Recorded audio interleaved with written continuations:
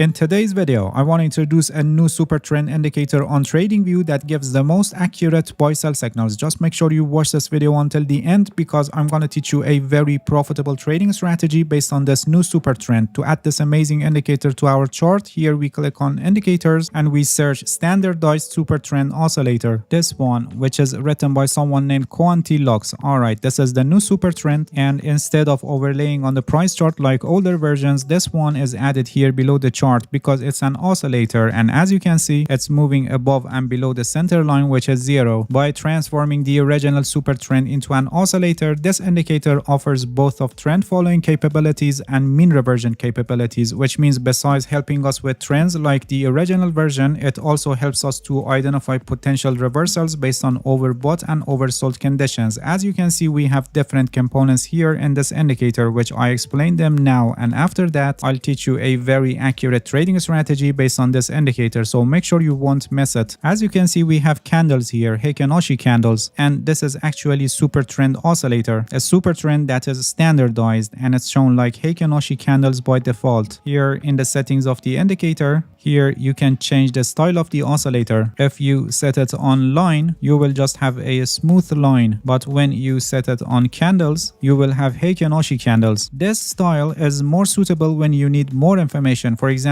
when you want to know exactly when the momentum is changing. Consider you are using this indicator in a trend following strategy and you want to enter in the pullbacks. So these candles help you to know when there is a pullback. When it's green, it means a pullback is probably forming, and it lets you know when the pullback is ended and you can enter a trade. Let's change the style of the SuperTrend oscillator to line because for now I'm just explaining the indicator, and this is a more clear view of the indicator. Alright, so this white line with green and red shadows is our SuperTrend oscillator, and like any other oscillators, when it crosses the center line, it can be a signal for changing in the trend. When it crosses below the center line, it's a signal of downtrend, and when it crosses above the center line, it's a signal of an uptrend. But during the times that the market is flat, like here in this part, just like any other oscillators, we can have false center line crossovers, or it can also happen in deep pullbacks during trends. There is an option in the settings of the indicator, a Heikin Ashi source, which when you turn it on, the SuperTrend oscillator becomes smoother and so generating less false signals on the center line crossovers. For example, for this part during this flat market, when I turn it on, you can see how it reduced the false signals. We keep this option on because by doing so, we will have a smoother oscillator line. Alright, as you can see, besides this white line, which is SuperTrend oscillator, we have red lines and blue lines also, which are SuperTrend of the SuperTrend oscillator. It's a kind of SuperTrend of a SuperTrend. If you don't need it and you find them distracting, here in the settings of the indicator, you can turn it off here, SuperTrend of oscillator, but we need it for our strategy. Here for contrarian signals, if we set it on both of the signals buy and sell, we will have buy sell signals based on SuperTrend of our SuperTrend oscillator. When it becomes red, it's a sell signal, and when it becomes blue, it's a buy signal. These signals are faster than the center line crossovers, I mean the center line crossover of the oscillator line, and we need these signals in our strategy. We have also these yellow lines, which are reversion tracer. These are based on RSI and they provide dynamic threshold for overbought and oversold areas. Here in the settings of the indicator, for reversion signals, if you turn on both of overbought and oversold, the indicator will show overbought and oversold signals when the oscillator goes beyond these levels. I didn't found them very useful. Actually, we have better indicators for this purpose like RSI. So again, we go to the settings of the indicator and we turn off the reversion signals.